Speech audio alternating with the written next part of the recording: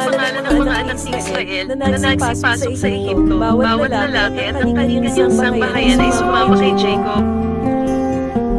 Si Ruben, si Simeon, si Levi, at si Judah.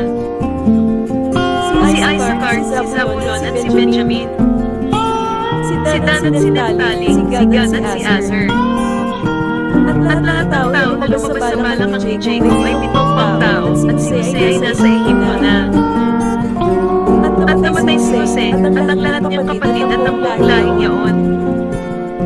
At ang mga anak ni Israel ay lumago, at kumapal na maigi at tumami, at naging totoo ang makapangyarihan, at ang lupain ay napuno nila. May bumangon ng isang bagong hari sa Ehipto, na hindi kilala si Jose.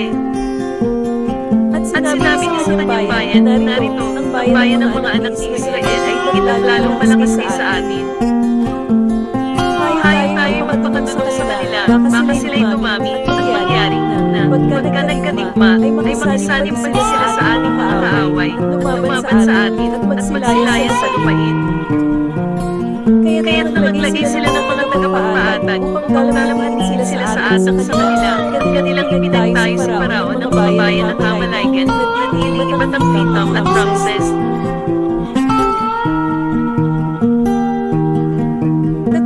Habang nilalamhati nila sila, ay lalong namadami at lalong mamamapal, at pinupuri nila ang mga anak ni Israel.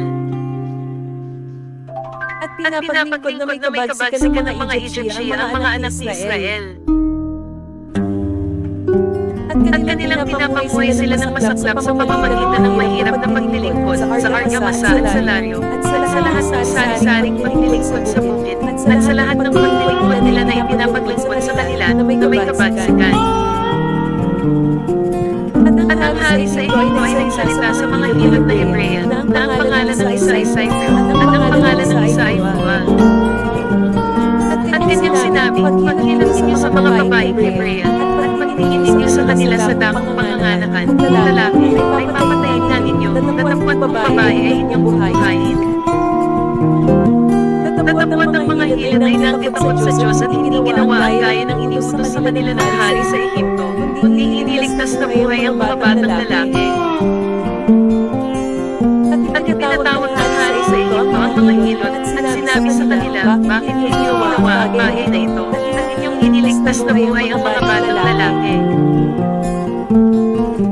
At sinabi ng mga hilot ni Paraon, sapagkat ng mga babaeng Hebrea ay gaya ng mga babaeng Egyptian, sapagkat sila'y maliliksi, at nakapanganak na bago dumating ang hilot sa kanila. At ang Diyos ay gumawa ng pagsabi sa mga hilot, at ang bayan ay kumapal, at naging makapangyarihan.